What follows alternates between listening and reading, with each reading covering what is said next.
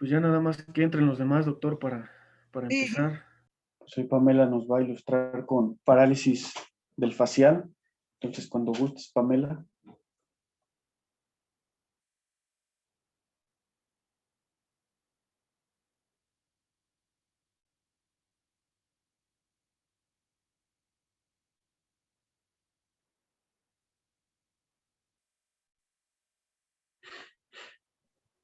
Bueno, buenos días. No, tarde ya. Les voy a platicar sobre parálisis facial y junto con mi compañera Elizabeth les va a explicar sobre parálisis de Bell y el, ay, el herpes zóster. Pero pues para empezar, les voy a explicar qué conlleva lo de parálisis facial. Entonces, para empezar, la vía de motilidad voluntaria del facial inicia en la corteza, obviamente, y va a terminar en las placas motoras de los músculos que estén en la cara, ¿no? En la parte facial. Y pues, dependiendo la lesión en que ocurra en el trayecto, va a presentarse o se va a manifestar de manera diferente en la cara. Entonces, esta vía inicia en en la corteza eh, frontal ascendente, en la parte inferior, y pues va a seguir la vía corticonuclear o corticobulbar, va a pasar por la rodilla de la cápsula interna, se va a dirigir al mesencéfalo, después llega al núcleo del facial, que está al nivel de la protuberancia, donde termina, ¿no? Y pues es aquí de donde nacen sus fibras motoras. Ya si recordamos, estas se dirigen hacia atrás, rodean el núcleo del motor ocular externo, bueno, y se van a dirigir lo rodean, salen, y entonces es cuando se ve su origen aparente. Bueno, se visualiza. Estas son las fibras motoras, si ya recordamos. Y bueno, un buen diagnóstico etiológico y topográfico se realiza mediante un buen conocimiento de la anatomía del facial. Por lo que, para recordar así rápido lo del facial en su trayecto, una vez que sale por el surco bulboprotuberancial, se encuentra el ramo grueso del facial y el nervio trigémino. Y pues estos entran al conducto auditivo interno, siguen el acueducto de Falopio, salen por el agujero estilomastoideo. ¿Qué es lo importante? Pues saber que en la primera flexión se encuentra el ganglio geniculado, donde pues parte el nervio trigémino que se encarga de la parte sensitiva. Y otra cosa importante es que va a terminar en la parte superior del núcleo del la solitario, que si recordamos también va a coincidir ahí fibras del glosofaringeo y del neumogástrico, encargándose entonces de una parte salival y por otra de la sensibilidad de las partes sensoriales de la lengua en la parte anterior. Y pues también mencionar que durante su trayecto en el acueducto de Falopio va a dar ramos, como son los nervios petrosos profundos, que van a formar el nervio vidiano con el nervio petroso profundo del de Jacobson, que deriva del glosofaringeo, junto con el nervio, un ramo simpático. Y pues ya entonces el nervio petroso superficial mayor con el nervio petroso profundo mayor y el ramo simpático forman el vidiano, y pues va a terminar en el ganglio esfenopalatino, involucrándose entonces en la parte lagrimal. Por otra parte, también tenemos los otros nervios que derivan de esta parte, que son el nervio del músculo del estribo, también la cuerda del tímpano, y pues ya salir del agujero estilomastoideo va a tener otras ramas que pues va a ser el del músculo, el ramo estiloioideo, el del vientre posterior del digástrico, el ramo sensitivo del conducto auditivo externo, el auricular posterior. Y bueno, ahorita vamos a ver por qué menciono todo esto. Entonces, ya que se sale del agujero estilomastoideo, se dirige a la parótida, a la glándula parótida, y en el borde posterior del músculo macetero va a dar sus ramas terminales, que si recordamos van a ser dos troncos, el temporofacial y el temporocervical. El temporofacial, como su nombre lo dice, se dirige hacia todas las partes de la cara, dando ramos entonces temporales, frontales, suborbitarios,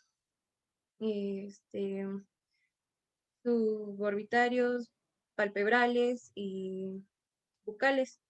Y por otra parte, también va a llegar hasta el cuello, ya que va a tener en el tronco cervicofacial la rama em, inferior o también llamada cervical, que pues va a dar al músculo cutáneo del cuello. También tiene otras ramas, como son los bucales inferiores eh, y los mentonianos. Entonces, básicamente va a abarcar toda la parte de la cara. Y bueno, ¿a qué voy con esto? El caso es que el facial va a tener funciones motoras, como ya había mencionado. Entonces va a tener funciones motoras por medio de sus terminales, que como mencioné, se dirigen a los músculos de la cara. Va a tener una función vegetativa, ya que el nervio de la cuerda del tímpano, al unirse junto con el nervio lingual, se van a dirigir a la glándula submaxilar y sublingual. También, por otra parte, por medio de su nervio petroso superficial mayor, habíamos mencionado que se dirige al ganglio esfenopalatino, teniendo entonces relación con la secreción lagrimal, en la glándula lagrimal. Por otra parte, también tiene función sensorial, ya que por medio también de la cuerda del tímpano va a recoger, bueno, va a terminar en los bulbos del gusto de los 2/3 anteriores de la lengua. Entonces tiene sensorial. Y por otra parte, tiene sensitiva, porque decir, en el área de Remsen-Hoof, que significa que en sus ramas extrapetrosas tiene el ramo sensitivo del conducto auditivo externo. Entonces, básicamente el facial es muy importante, abarca funciones motoras, vegetativa, sensorial y sensitiva. Y bueno, dependiendo dónde ocurra la lesión y a qué altura, se va a presentar de manera pues diferente, ¿no? Como había mencionado en el acueducto de Falopio, en las intrapetrosas, va a estar situado el ganglio geniculado, del cual sale el nervio petroso superficial, teniendo relación con la glándula lacrimal, después el nervio de músculo del estribo, que se dirige a este mismo nombre, después se origina la cuerda del tímpano y la mímica facial. El caso es que si se ocurre una lesión cercana al ganglio geniculado, lo que va a pasar es que va a pasar a traer todos los demás nervios que se originen después, por lo que se va a presentar parálisis facial, ageusia, hiperacusia y xenoftalmia. Ageusia pues es que no pruebas la ausencia del sentido del gusto, casi por completo o más o menos. La hiperacusia es que es muy hipersensible el paciente, por lo que los sonidos que suelen ser normales los distingue más fuertes. Y xeroftalmia es que ocurre una sequedad en la conjuntiva y en la córnea. Y pues si relacionamos entonces el nervio petroso superficial, que tiene relación con la glándula lacrimal, si ocurre una lesión a esta altura, va a producir xeroftalmia por la sequedad, ¿no? No hay algo que lo mantenga húmedo entonces. Por otra parte, si nos vamos más abajo y ocurre la lesión al nivel del nervio del músculo del estribo, como ya no va a pasar a traer el nervio petroso superficial, simplemente va a presentar hiperacusia, ageusia y pues parálisis facial. Y así nos vamos. Entonces, al nivel, una lesión de la cuerda del tímpano, al tener relación con la glándula submaxilar, sublingual y las partes sensoriales de la lengua, va a presentar ageusia. Y pues si la lesión es al nivel después del orificio estilomastoideo, donde emite sus ramas motoras, entonces es parálisis facial. Entonces, dependiendo de dónde ocurra la lesión, se van a presentar estos síntomas. Y bueno, entonces, ¿qué es la parálisis del facial? Pues se divide en una parte central y en una periférica. Lo que ocurre es que, para entender, es que el facial, si va a tener un núcleo superior y uno inferior, por así decirlo, por lo que hay que tener un concepto importante, es que los pares craneales, como sabemos, tienen inervación cortical bilateral. ¿Qué significa? Es decir, le van a llegar, entonces al núcleo superior le llegan impulsos de un hemisferio y del otro. Lo mismo del lado opuesto. Entonces le llegan de este y de este. Pero el núcleo inferior simplemente va a tener inervación cortical unilateral. Es decir, nada más le llegan impulsos de un solo lado. Entonces iría aquí abajo y aquí abajo. Y pues lo que ocurre después es que los núcleos inferiores van a inervar la parte inferior de la cara y los núcleos superiores van a inervar la parte superior. Y pues al dividir entonces la cara en cuadrantes que pasen por debajo del párpado inferior, se va a denominar una lesión supranuclear o central y una infranuclear o periférica. Ok, entonces, recapitulando para ir a la siguiente imagen, el núcleo superior va a tener inervación bilateral de ambos, de aquí y de aquí. Y el núcleo inferior va a tener unilateral, nada más de un ladito. Entonces,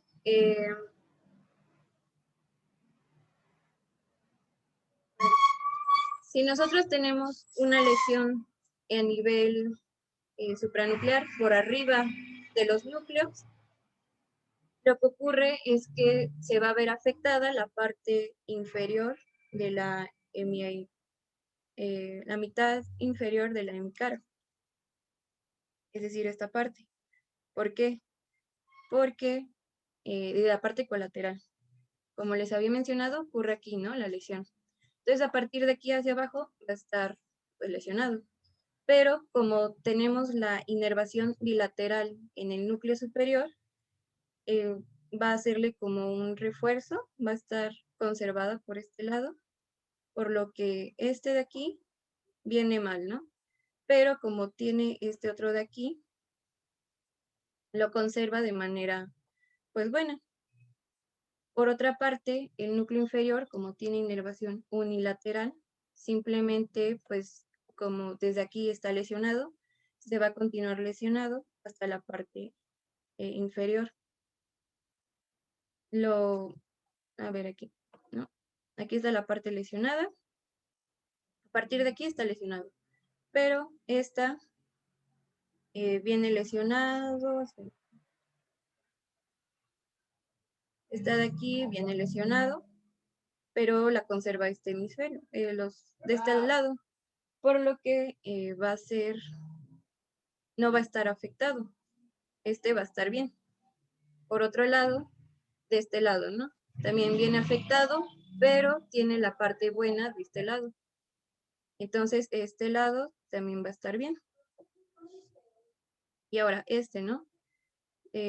No, este pues directamente bien, ¿no? Y finalmente este, como tiene inervación unilateral, es el que va a estar mal. Porque no tiene nadie que lo conserve de este lado, como es aquí, que pasa directamente bien, bien, bien, bien. Y está bien. Ese es el núcleo inferior, ¿verdad? Ajá. El núcleo inferior nada más va a recibir de una parte, o sea, de un lado, unilateral. Y como este lado está bien y no está afectado, pues se va a dirigir pues bien y va a llegar a su parte bien.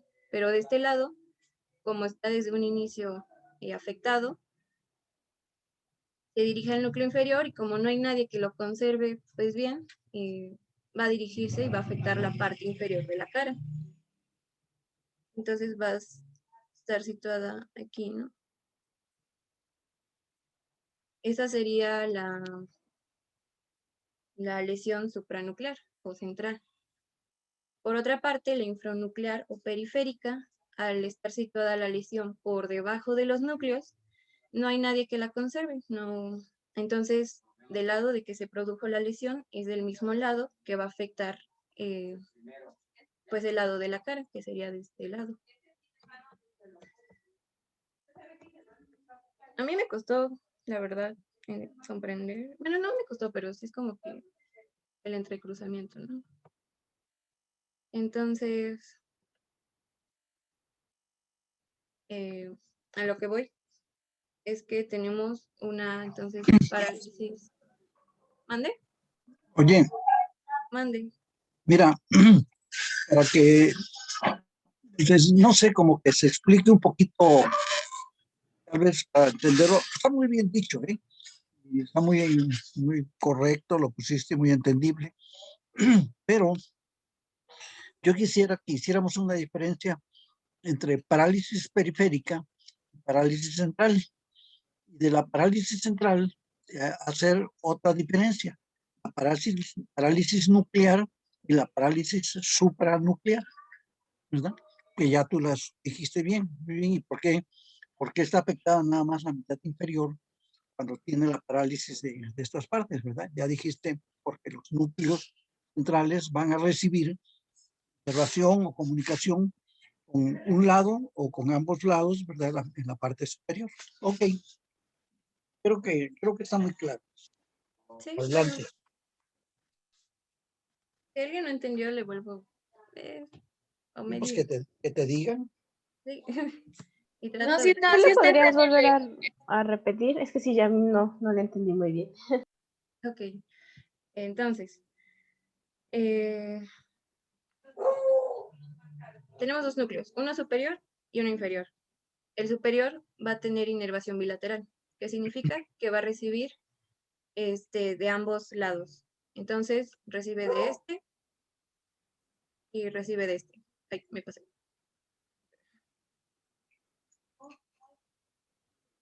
Ok. Entonces, recibe de este lado, pero también de este lado. Lo mismo ocurre del lado opuesto, ¿no? Es inervación bilateral, recibe de este y de este. Pero el núcleo inferior simplemente va a ser unilateral de un solo lado, por lo que nada más va a ir directo al inferior y directo al inferior. ¿Vamos bien? Entonces, el núcleo superior inerva la parte superior de la cara si nosotros hacemos cuadrantes en la cara. Y el núcleo inferior inerva la parte inferior de la cara. De ambos, ¿no? ¿Qué ocurre si tenemos una lesión supranuclear? Perdón, supra, ¿no? Por arriba de los núcleos. Tenemos tres fibras. Aquí parecen que las tres están dañadas, ¿no? Pero, por ejemplo, esta primero.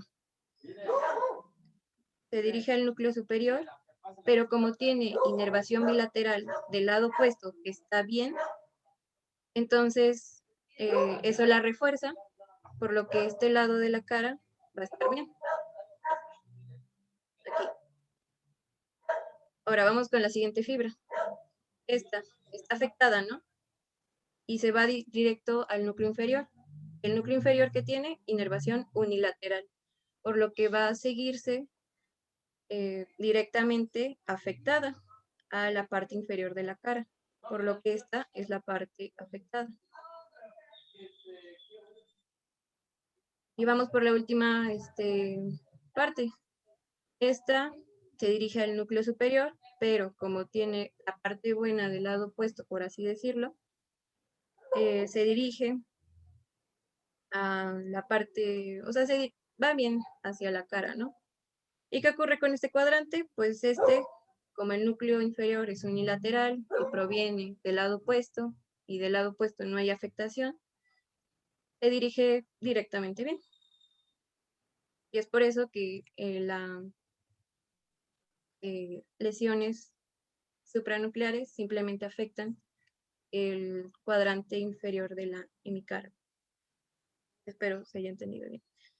Sí, ya quedó mucho más claro, gracias. Sí, y bueno, por otra parte, ya la infranuclear, como no hay alguien, pues ataca directamente, ¿no? Ya no hay nadie que la conserve. Del mismo lado de donde fue afectada, va a ser el mismo lado afectado donde va a terminar, o sea, toda la mitad de la cara. Y bueno, entonces, ¿cuáles son las diferencias? Les había mencionado antes que dependiendo a la altura que se realice la lesión, se va a producir ageusia, hiperacusia y seroftalmia, pero eso nada más ocurre en la parálisis periférica, mientras que en la parálisis central no afecta ni el gusto, ni la secreción salival o lagrimal, y pues afecta también la mitad inferior de la hemicara, pero contralateral. Y la de periférica afecta la misma cara donde fue la lesión, del mismo lado de donde fue la lesión. Bueno, ¿cómo les explico? Entonces, nosotros tenemos un paciente, el cual pues tiene una desviación de la comisura y además le pedimos que cierre el ojo y no lo puede cerrar completamente, nomás muestra la esclerótica. ¿Qué ocurre? La mitad de su cara es la que está afectada, la periférica, es decir, la lesión ocurrió de este lado y a cierto punto de donde fue lesionado puede presentarlo la ageusia, hiperacusia y oftalmia, entre otros, ¿no? Pero esos son como que los más importantes. Por otra parte, tenemos una paciente que puede mover, puede ocluir el ojo, puede mover los músculos de la frente y también de este lado todo bien, pero esta parte, la comisura del labio, está desviada. Entonces, la lesión ocurrió por aquí arriba, antes de llegar a los núcleos, y pues terminó en la parte afectada.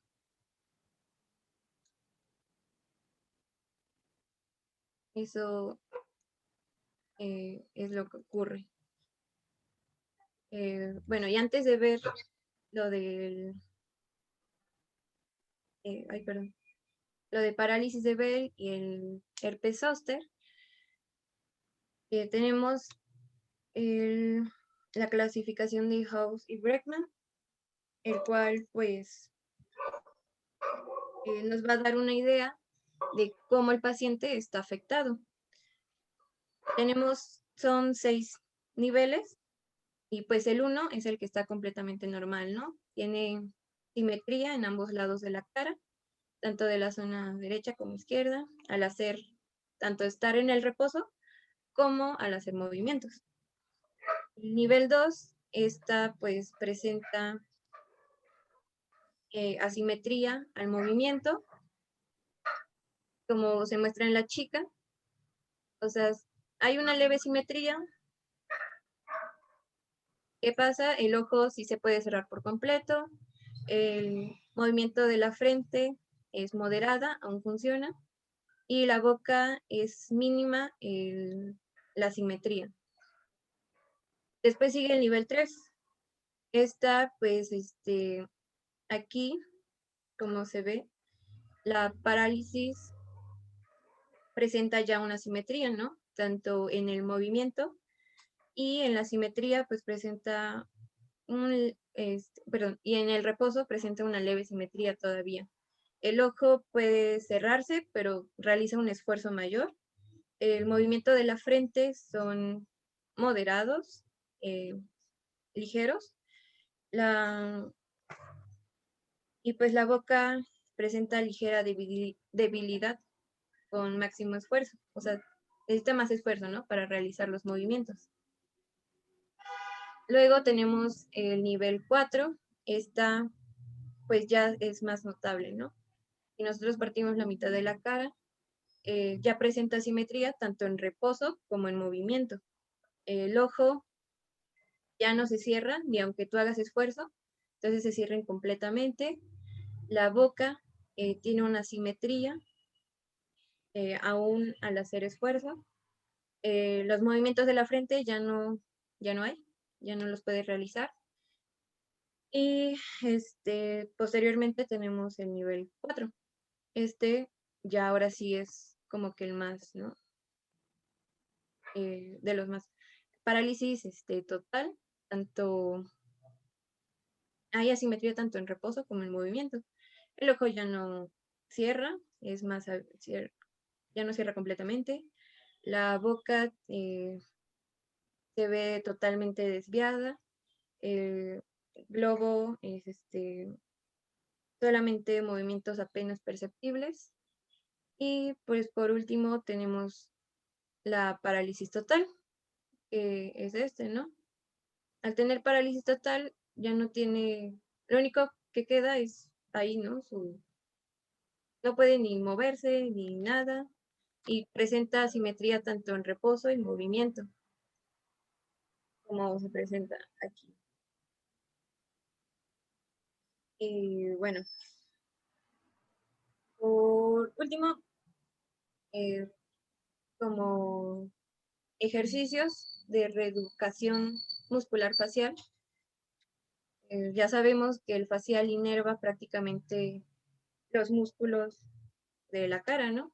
Por sus terminales, sus dos troncos. Entonces, ¿qué ejercicios podemos hacer? En los labios podemos contraerlos, como si fuéramos a dar un beso. Aquí pues vamos a ejercitar el orbicular de los labios. También dilatar el ala de la nariz, de manera que enseñemos los labios, de manera que se funciona aquí el canino y el dilatador de la nariz.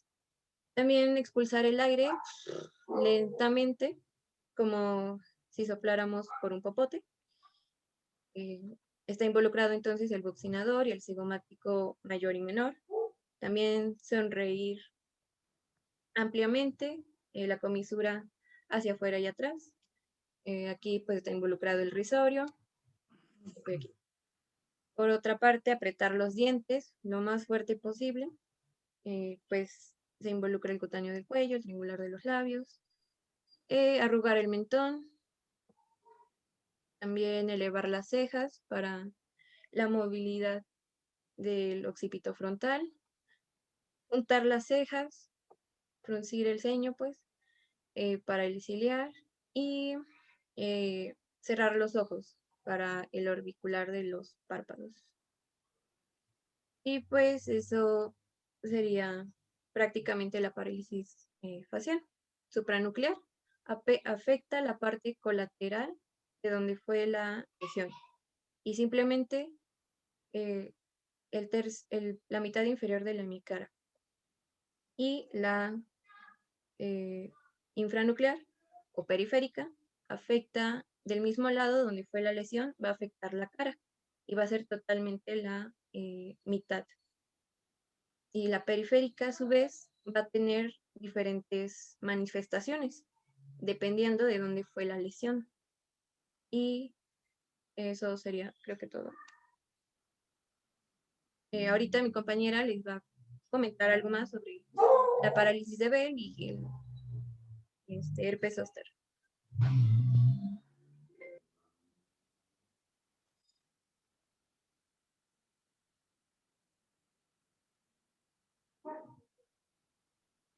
¿Cómo dejo comprar?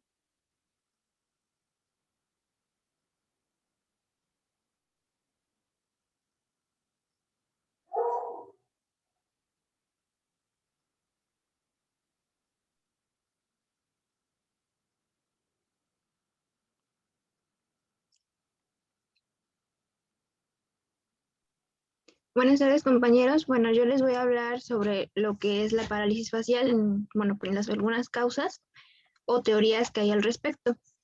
Bueno, en cuanto a la parálisis facial periférica, también se le llama idiopática, pues no se ha establecido una causa en concreto. La más común de este tipo de parálisis facial periférica es la parálisis de Bell, con una incidencia de 23 casos por cada 100.000 habitantes al año. Y bueno, se suele presentar entre los 18 hasta los 50 años, bueno, según el registro del artículo en que me basé. Y existen algunas causas, bueno, teorías en cuanto a su origen. Está la teoría vascular. Bueno, la teoría vascular va a consistir en una alteración en la microcirculación, generando un edema en el nervio en su transcurso durante el acueducto de Falopio en la roca del temporal. La teoría viral es la infección por virus en el nervio, ya sea por herpes simple, como es el síndrome de Hunter, y también puede ser causa, por ejemplo, de la rubiola, de la parotiditis y de otras enfermedades por virus. Aunque también se han determinado algunos factores hereditarios, puesto que una cuarta parte de los pacientes, o el 25% de los pacientes que se han registrado por parálisis de Bell, tienen antecedentes familiares. Y bueno, en todas las causas, ya sean hereditarias, los factores hereditarios, vasculares o víricos, se produce una edematización en el nervio facial en su paso por el acueducto de Falopio. Es decir, que la causa sería un edema en el nervio, bueno, del nervio. En cuanto a la parálisis de Bell. Ahora, en cuanto al herpes zóster, también va a causar una parálisis facial. Es conocido con el nombre de síndrome de Rams-Hunt. Este era el herpes que yo me refería hace un momento, provocando una neuritis en el nervio facial. Como síntoma va a provocar, de forma física se van a observar algunas vesículas en el pabellón auricular y a su vez una parálisis facial. Aunque también otro tipo de parálisis facial son las causadas por otitis. No son tan frecuentes, pues apenas alcanzan el 5.5%. Y la otitis, bueno, es la inflamación y la infección del oído, ya sea por un virus o por una bacteria. En este caso, la otitis media se va a localizar en el oído medio, donde se encuentra la trompa de Eustaquio, la caja del tímpano y las semiceldillas, las celdillas del peñasco. Bueno, ahora, en cuanto a la otitis media, esta es generada por las deficiencias del acueducto de Falopio, que son aberturas espontáneas en el acueducto, así como la otitis media crónica, que es por la invasión de un colesteatoma en el acueducto de Falopio. así como la otitis externa maligna, que se presenta en pacientes diabéticos de edad avanzada por pseudonoma aeruginosa, causando una necrosis en el cartílago auricular. Además, también se encuentra la parálisis facial traumática, esto debido a fracturas en el hueso temporal, más exactamente en la roca.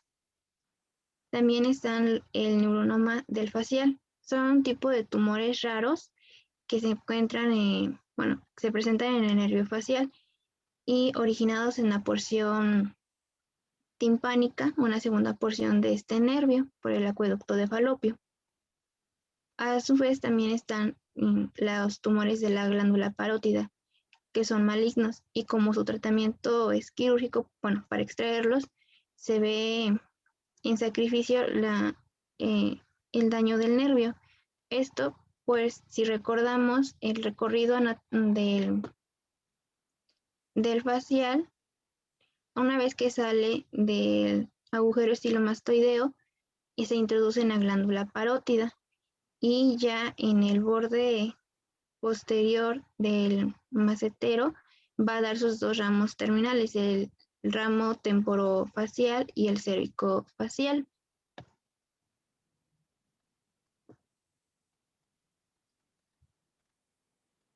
Bueno, ahora, como estuvo mencionando nuestra compañera Pamela, hay las manifestaciones clínicas en cuanto a la parálisis facial periférica. Va a haber una imposibilidad en subir las cejas para cerrar los ojos, los músculos de la mejilla, va a haber dificultad para poder elevarlos, no se va a poder sonreír de forma adecuada, así como también va a haber dificultad para mover los labios. Esto por la pérdida o disminución de los movimientos de los músculos faciales. Y bueno, como les había mencionado, pues el nervio facial va a dar sus dos ramos terminales, que a su vez se van a subdividir en ramos temporales, frontales, infraorbitarios. Van a dar también ramos para los nervios, van a dar ramos para los músculos bucales, para el bucinador, para el orbicular de los labios, así como el segundo ramo, que es el cervicofacial, que va a dar inervación al músculo platisma o músculo cutáneo del cuello, al triangular de los labios, al orbicular de los labios y al cuadrado de la barba. Por eso se va a ver dificultado la realización de los movimientos de la cara, como el sonreír o tan solo para cerrar los ojos. También va a haber una octalgia, que es la presencia de dolor ya sea en el conducto de forma interna o externa del oído. Pues si también recordamos, una de las ramas extrapetrosas colaterales de este nervio es el ramo sensitivo del conducto auditivo externo. Y el nervio auricular posterior. Así también va a presentarse una hiperacusia, que es la percepción de sonidos más altos a lo que normalmente son. Vamos a oír más fuerte, por decirlo así. Y una diferencia en cuanto a la parálisis facial central es que se va a conservar el movimiento de la musculatura frontal. Esto por la inervación bilateral que hay en los núcleos superiores durante su recorrido, pudiendo afectar de forma periférica los ramos frontales, temporales, infraorbitarios, bucales y mentonianos. Y en la parálisis central facial se va a conservar la función de algunos de los nervios frontales. Y bueno, ya casi, para terminar, para explorar el daño o el grado de esta parálisis, se van a explorar el oído, la nariz, la cavidad oral, y se va a realizar la palpación bimanual de la glándula parótida para identificar si hay presencia de algunos tumores. Durante la exploración, el médico va a pedir al paciente que trate de abrir los ojos lo más que pueda, que fruña el ceño, que muestre los dientes, que hinche las mejillas y para identificar si hay un daño vegetativo, va a proporcionar muestras al paciente para la prueba de sustancias dulces o saladas. Bueno, ¿y hay alguna duda en esto?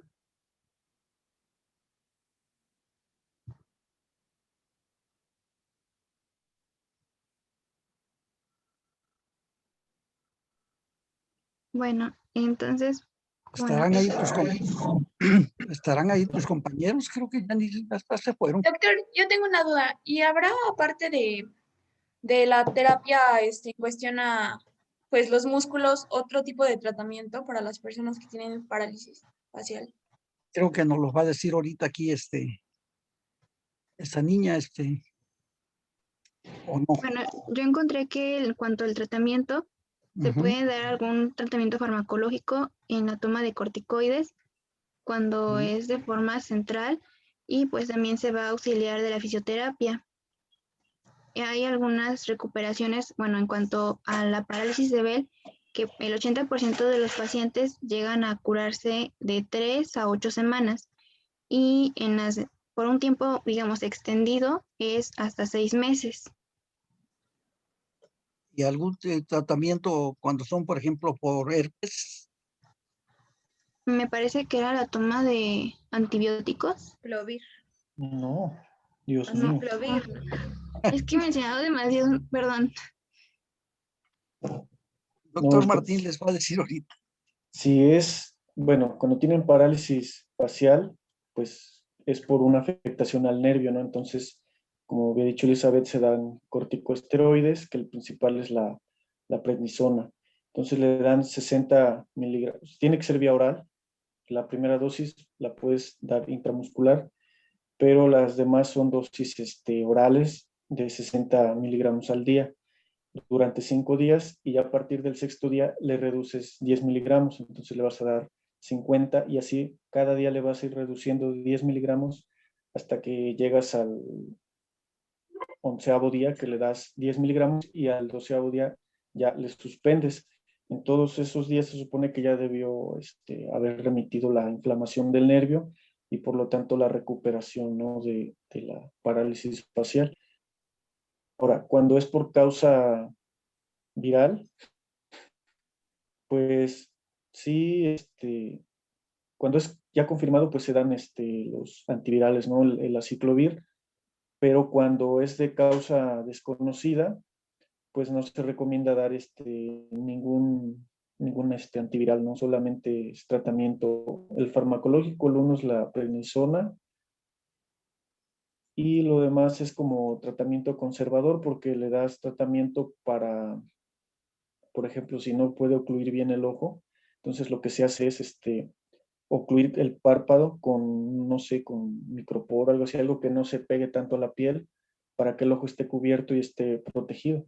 O bien le pones lágrimas artificiales y promelosa, ¿no? Si durante el día se la das a promelosa al 0.5% y ya en la noche se la das al 2%. Pero por lo general todas las gotas que son para los ojos se omiten las dosis de la noche, solo durante el día.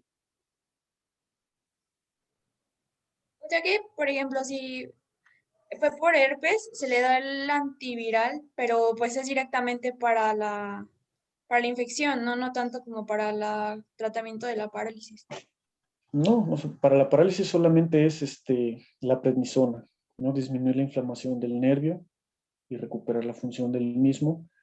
Y el aciclovir es para atacar la causa de la parálisis, no la parálisis.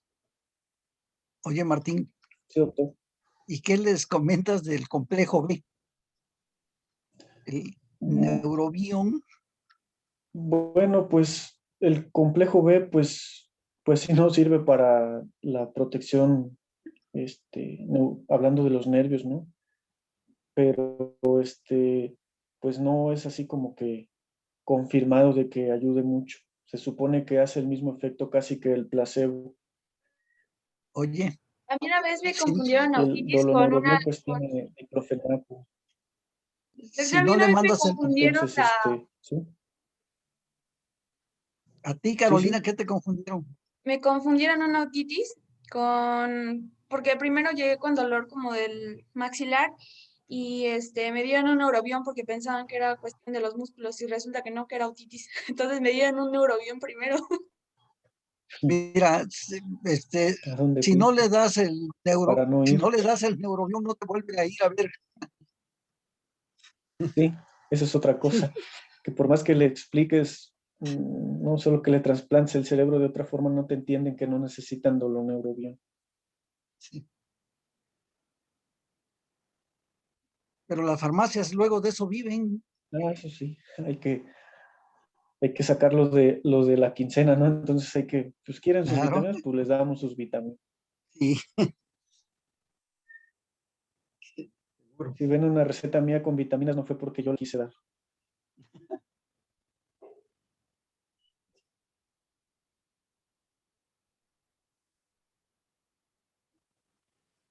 Bueno, entonces pues les agradezco su atención.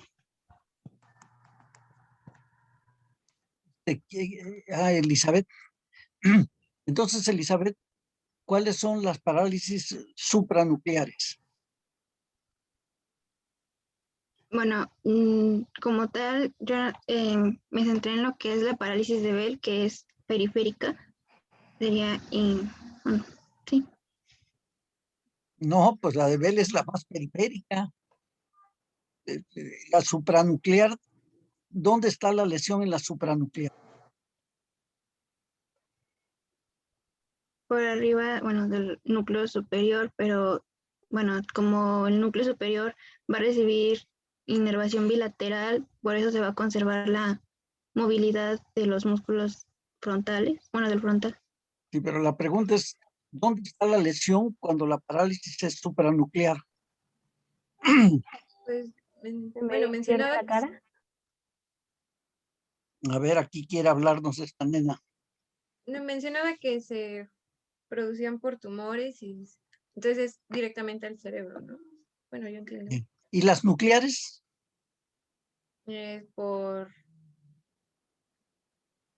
eh, lo que nos comentó nuestra compañera, que se inflaman, ¿no?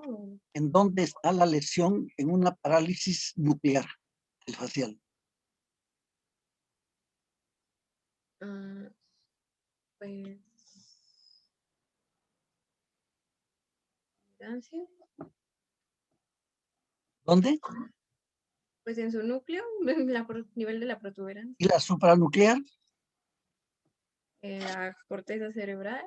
Pues claro, las verdaderas parálisis nucleares centrales son las de la lesión de la corteza cerebral. ¿De qué parte de la corteza cerebral?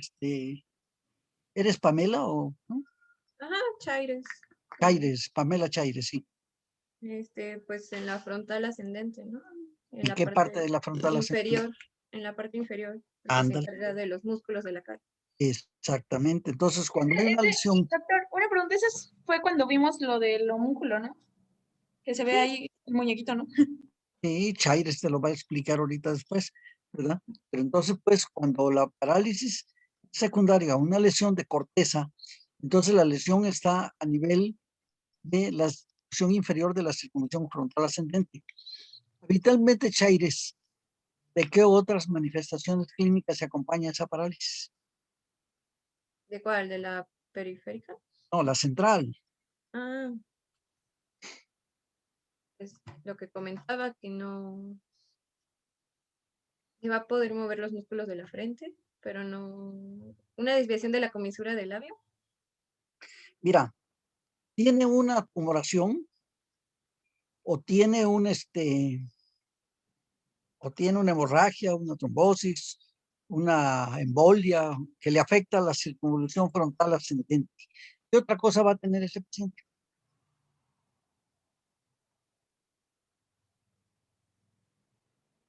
Mm, no entiendo. Si tiene el frontal ascendente, ¿qué cosa tiene lesionadas ahí? ¿Qué neuronas? Por las motoras. Y motoras hay Eh, motoras por todos lados, hasta en las los motoras de talleres. la cara, Mm. para que vayan de los Y a ver músculos. ese hombrecito que te dice Carolina, ¿dónde está? Pues la parte inferior corresponde a los músculos de la cara, la media al miembro superior, y bueno, los miembros superiores y la superior hacia los miembros inferiores, ¿no? Entonces, habitualmente, si hay una lesión de esa circunvolución, ¿qué va a tener el paciente?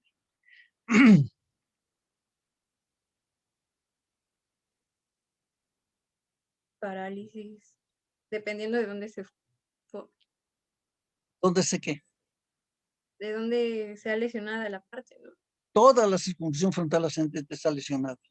Ah, pues hemiplegia, ¿no? ¿Cómo se llamaba? Pues, sí. Acá no, tienes que saber cómo se llama. Sí, perdón,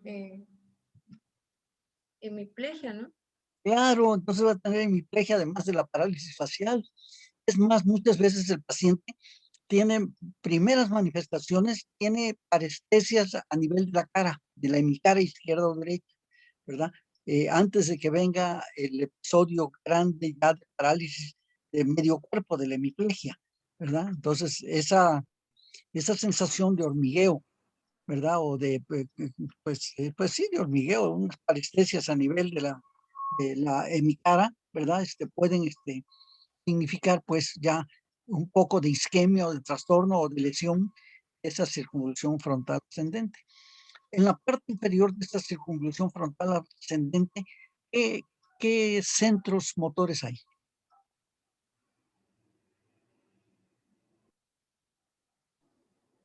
El lenguaje Bueno, el lenguaje, ¿dónde está? es el centro de Broca, ¿no? ¿En dónde está? En la parte inferior de la circunvolución frontal ascendente, No, ¿no? no. Mira, hasta Carolina te lo va a decir. El centro Díselo, de Broca. sí. O sea, pero del lado que dominamos, ¿no? Pues está en el Dominamos, pie, ¿no? ¿está en el pie derecho o pie izquierdo? No, en el pie de la circunvolución.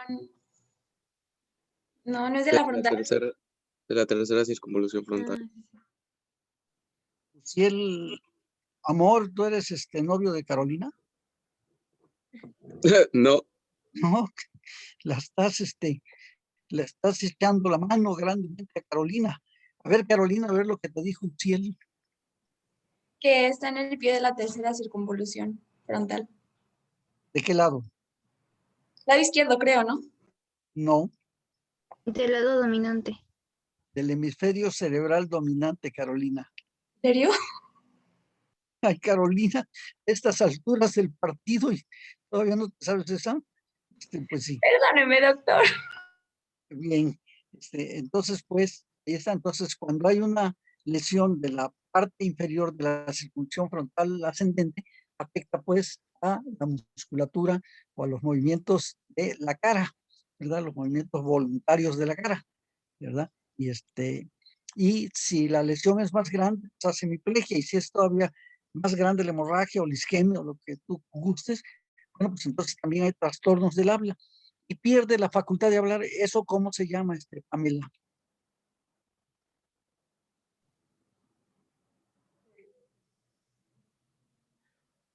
Hay que... Ah, sí. ¿Es apraxia? No, Carolina, leíste mal. afasia. Afasia. Afasia, Carolina. Ahora, Carolina, ¿qué es la apraxia entonces? Ay, no, doctor, yo. Nada más me estoy humillando. Yo mejor me callo. Aquí delante de todos, juro que soy inocente. Entonces, pues hay parálisis supranucleares, ¿verdad? Que reciben el nombre de síndrome de Still-Richardson-Olszewski. ¿Me lo puede volver a repetir, doctor, por favor? Steele, Steele, S-T-E-E-E-L, Steele, así como acero. Ujú. Richardson, Olszewski, O-L-S-Z, O-L-S-Z-E-W, Olszewski, K-Y, Olszewski. Gracias. Ok. Y ese ya es, habitualmente se afecta muchísimo más allá de los nervios craneales. Hay también lesiones ya encefálicas, ¿verdad? Entonces, Carolina,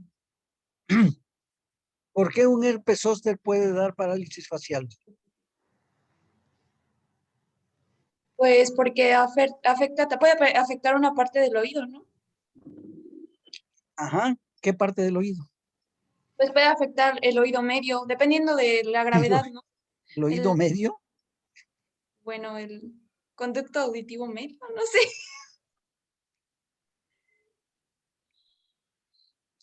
¿Qué es el herpes zóster, Carolina? Es ¿Mande? un virus. ¿El herpes zóster es un virus? No, es una enfermedad.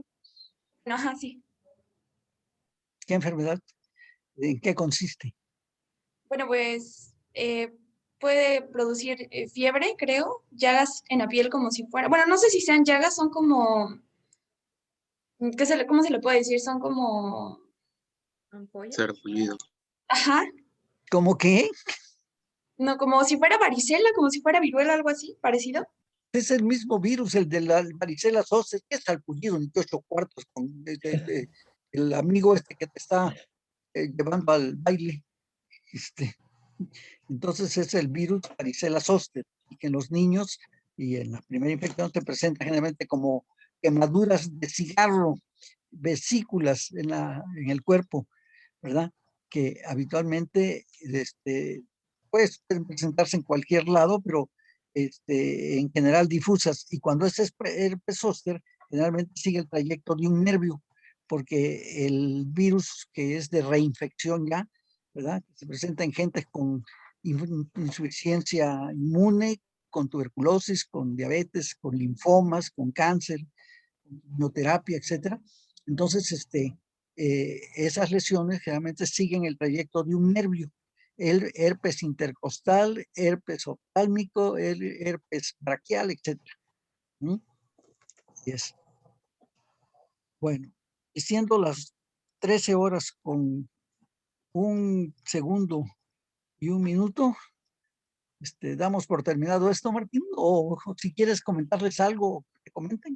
Pues de eso que usted decía, ¿no? De cuando te infectas por primera vez de herpes zóster, termina el cuadro, ¿no? Clínico y no se elimina el virus se queda almacenado en los ganglios raquídeos principalmente, pero a veces se queda en el ganglio geniculado del facial.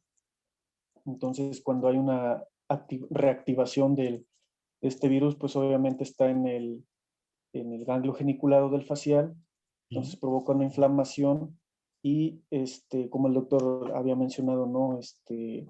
Este dolor y las manifestaciones clínicas dermatológicas, ¿no? Propias de la varicela, que son todas las afectaciones que puede haber en la piel, pápulas, pústulas, ampollas, vesículas, etcétera, ¿no? Que esa es la que se distingue, es lo que distingue la varicela del sarampión y todo eso, ¿no? Que la varicela posee todas las manifestaciones clínicas dermatológicas casi al mismo tiempo. Entonces, esto es lo que provoca el síndrome de Ramsay-Hunt, que es, pues es una alteración, ¿no? del facial y del octavo par, ¿no? Por reactivación del virus de la varicela zoster que se quedó almacenado ahí en el ganglio geniculado, ¿no? Entonces, nada, bueno, no sé si lo mencionó Elizabeth, ¿no? Las fases del síndrome de Ramsay-Hunt, perdón, que son 4. La primera es otalgia, dolor en el oído, y la aparición de vesículas en todo el trayecto del facial, o sea, más o menos sale ahí por donde va el facial, ¿no? Por afuera en la piel, empiezan ahí la salida de vesículas propias de la varicela en todo el trayecto del nervio. Esa es la fase 1, ¿no? Y la fase 2 es, o sea, en cada fase es el síntoma o las manifestaciones de la fase anterior más algo agregado. Entonces, en la fase 2 es lo mismo, ¿no? Otalgia y las vesículas en el trayecto del facial, pero ahora ya se agrega una parálisis facial periférica, homolateral, o sea, del lado de donde está la lesión, ¿no? En este caso, la inflamación del nervio por el virus, ¿no? Ya la tercera, es lo de fase 1 y 2, más un síndrome que se llama síndrome de Sicard, que es con S, Sicard, que consiste en dolor, en la erupción, la parálisis facial, que sería como que lo de la fase 2, más una hipoacusia, o sea, hay una disminución en la percepción de los sonidos y también hay presencia de acúfenos, que son es la percepción como de zumbidos, ¿no? Pero es por una alteración en la vía coclear, ¿no? Y de hecho a veces pueden llegar a presentar hasta crisis vertiginosas, o sea, que tengan ataques de vértigo constantemente, ¿no? Y haz de cuenta que cuando pasa todo este cuadro, la secuela que queda es la hipoacusia, ¿no? Cuando ya es Ramsay-Hunt en fase 3, de secuelas queda la acusia, ¿no? Y ya la última fase, que es la fase 4, ya no solo hay afectación en el séptimo y octavo par, ahora también ya afecta al quinto par, que es al trigémino, ¿no? Entonces, siempre para que distingan la parálisis de Bell, ¿no? Del de Ramsay-Hunt, es porque antes de la parálisis facial, primero tuvo manifestaciones dermatológicas, que principalmente las vesículas, ¿no? Que aparecen en la varicela zoster. Pues creo que nada más eso. Gracias, doctor. Sí. Pues más baratos que nosotros, nadie. No se pueden quejar. Carolina, que ya no le engañen. Sí, sí. No, yo tuve herpes zóster y varicela y se me quedaron secuelas de, ¿cómo se llama? De herpes, porque me dio muy chiquita, me dio creo que al año o algo así me había dado, y porque mi hermano fue a una fiesta, le pegaron a varicela y me la pegó a mí, entonces ya después